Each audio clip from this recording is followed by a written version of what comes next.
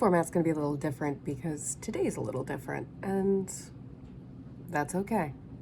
I'm going to repeat myself a lot when talking about change and adapting being okay, and I need you to know it's not really because I'm telling you it's okay. I'm reassuring myself it's okay. When we started this new format, I had a steady 9-to-5 job. I knew what my schedule was, and I built around that because that was sustainable for me in that current environment. And then the environment completely changed again, as it happens to do. The past few weeks, I have been doing some little side jobs. I've actually been able to do something I really enjoy, but it is very physically taxing, which is like the sort of stuff that I do in my house, I get to do for somebody's studio.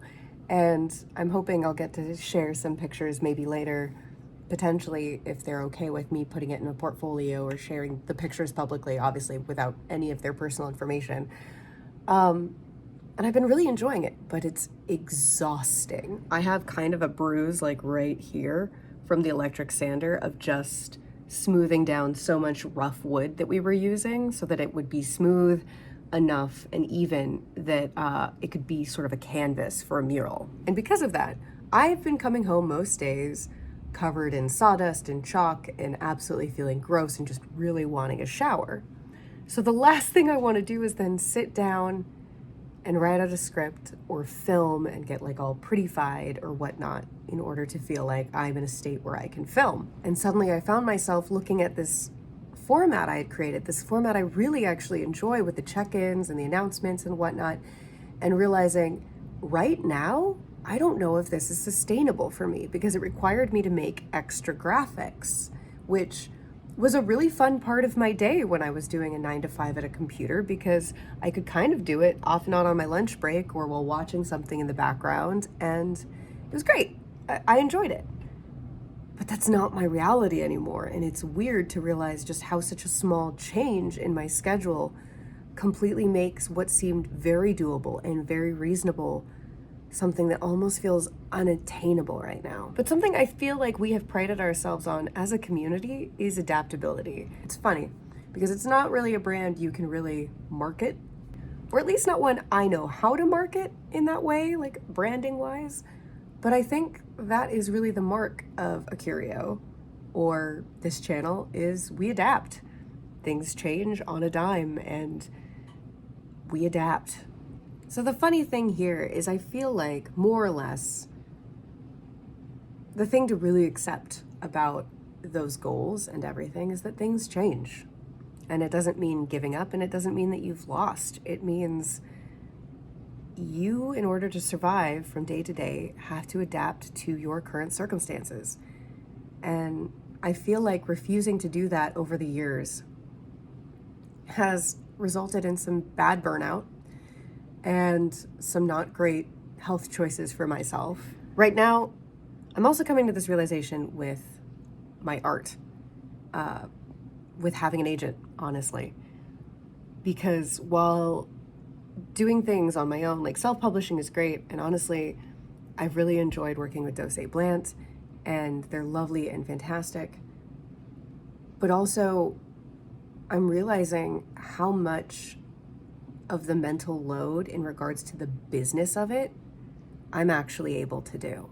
And that's not a failing, that's just how my brain works. Like, the difference it was between self-publishing and having the wonderful people at Dose Blant to like support me in that regard of getting my book out there and helping me with formatting and it helped me get so much further than I was. And it sucks realizing like, oh, I might need even more help with the business side.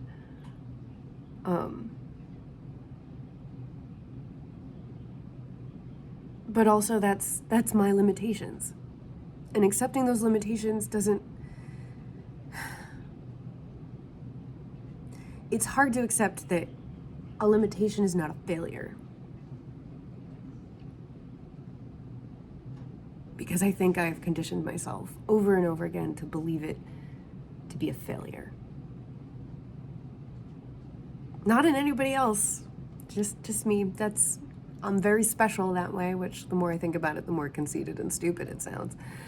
That only I am held to that standard. So I guess the real point of this video is I would just encourage you to look at, it is coming down so hard, oh my gosh. Look at that. Ah! This is one of the main reasons I'm not working today. Like, if it wasn't for this storm, I would be out in that studio working. For those of you wondering, it's an outdoor space. Like, it's basically like a she shed, but not a she shed, where it's not meant to be, you're not meant to live there. Like, it doesn't have heating, it doesn't have, it's not fully sealed. It should be watertight at this point, like, but the doors are sliding, so I'm sure some water is still getting in. What I really wanted to communicate in this moment was essentially just check in with yourself daily and make sure that is your plan still sustainable? Like, every time something changes, do you need a little help? And it's okay if the answer is yes. Do you need a little more help? Yeah, usually I do. Or do you need to adjust your plans to be something where you can still make the goal you want to, but maybe it's a different format for that day. So if I'm gonna hold myself to anything this year, I think it will be making sure that as things change, I allow myself to adapt rather than holding so stubbornly and steadfastly to the original plan. Because I don't do that in my writing. Like, when something comes up that it doesn't make sense to keep doing it the way we were doing it, we change. We change the outline, the story changes. It adapts, it moves. Why do we think for even a second that our lives should be any different? How did we ever convince ourselves that adapting was weakness or giving up? Especially when you think about the fact that in terms of evolution, adapting is the only way people or creatures survived. Neanderthals literally did not survive because they didn't adapt their hunting patterns as the world changed around them.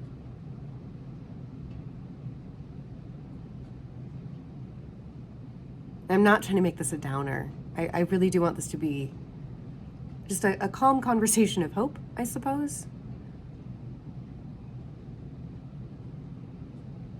Like, we'll be okay.